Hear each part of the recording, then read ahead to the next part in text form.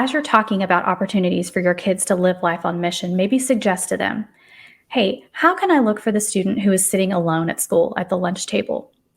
How can I look for opportunities to simply smile at someone, open the door, or offer to carry a heavy bag for them? Or how can I serve my family at home? These are simple ways that you can incorporate these first steps of living mission minded for your kids. And then there's my favorite, something that the Lord prompted our family to begin doing several years ago. And it has been so amazing to see what He has done through this simple question that we ask when we go to restaurants. When our food is brought to our table, we always ask the server, we're about to bless our food. Is there something we can pray for you about? Very simple, non-threatening, and it's been amazing what God has allowed us to experience. We have seen time and time again where our servers are so willing to pour their hearts out and share with us whatever is going on in their lives, to the point where sometimes we'll go to another restaurant and that same server remembers us from a previous restaurant and comes over and updates us about their life. This could be months later, years later. We've had servers stand alongside our table as we prayed over them with whatever issues they brought and were willing to share with us. One of the coolest things that we experienced a couple of years ago, we were out of town for one of my son's football tournaments. And it was the end of the day and we were tired and cold because it was December. And we stopped at this restaurant, and it was a Mexican food restaurant. And my son, who was 10 at the time, without prompting, we were so tired and we were so hungry, so we forgot to ask our server. And because it was so much a part of what he was used to seeing us do, he recognized that nobody had asked our server. So he took the time and said, "Excuse me, ma'am, we're about to bless our food. Is there something we can pray for you about?" This precious woman began to tell us this amazing story about how she had begun her life in Mexico and how she wanted to become a nun. But because of choices that she made in her life, she instead became a young mom, and she immigrated to the US, and she had just walked further and further and further away from the Lord. And that by my son asking her that question, it was a sign for her that it was time to come back to God. And my husband and I just sat back and we watched the Lord work through our son without our prompting at all.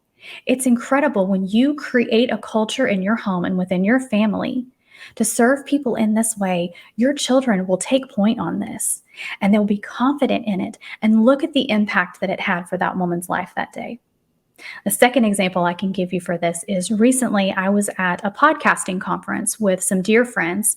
And again, we were at a Mexican food place. Can you tell I like Mexican food? And we had a sweet young girl who was waiting on our table. There were about 7 of us, and it was the end of a second day of our conference. Everybody was tired once again.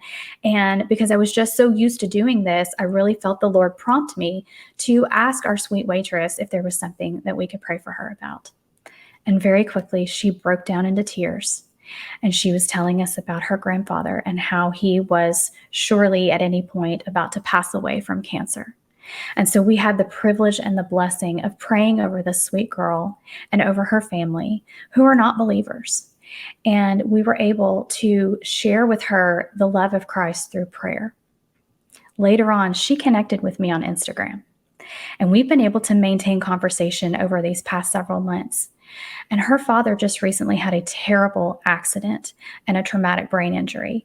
And we have had the privilege as a group to come alongside her. She has felt safe and trusted us enough with this story that they're walking through as a family to ask us to pray. And we've had the privilege of praying alongside her, and we are continuing that even today. So parents, these are 2 examples of something so simple that you can lead by example in teaching your kids to live life mission-minded. And you are paving the way for growth that can break through the lives of others at any age. And you think about how Jesus valued children. It's important to point this out. And I look in the book of Matthew once again in chapter 19 when the children are being brought by their parents and they're wanting to embrace Jesus, and the disciples are pushing them away, and Jesus scolded them because they were dismissing the children. And he responded in chapter 19, verses 13 and 14. He said, "Then people brought the little children to Jesus for him to place his hands on them and pray for them. But the disciples rebuked them.